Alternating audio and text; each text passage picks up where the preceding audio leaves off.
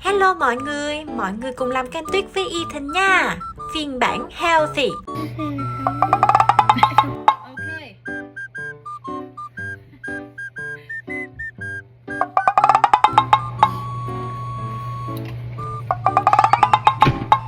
Okay. Rồi Ethan cầm đi, đây là blueberry.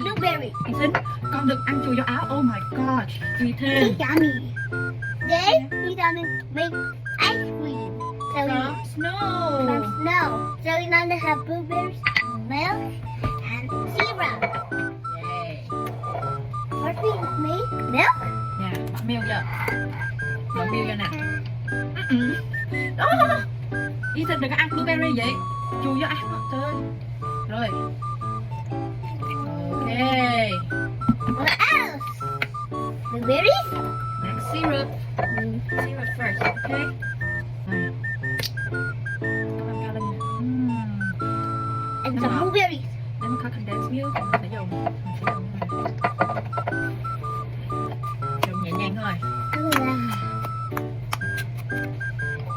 Cho thêm một miếng syrup nữa đi. I'm gonna eat it. Can I eat it? Okay.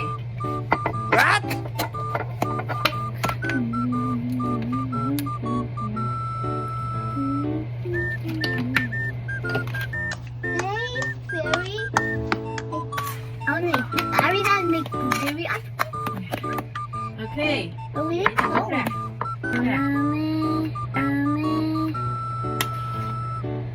This is look like syrup ice cream.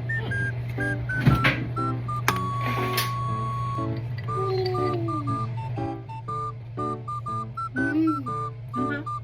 Bye bye. Nó hay dở. Nó hay dở. Thấm ấp. À chà.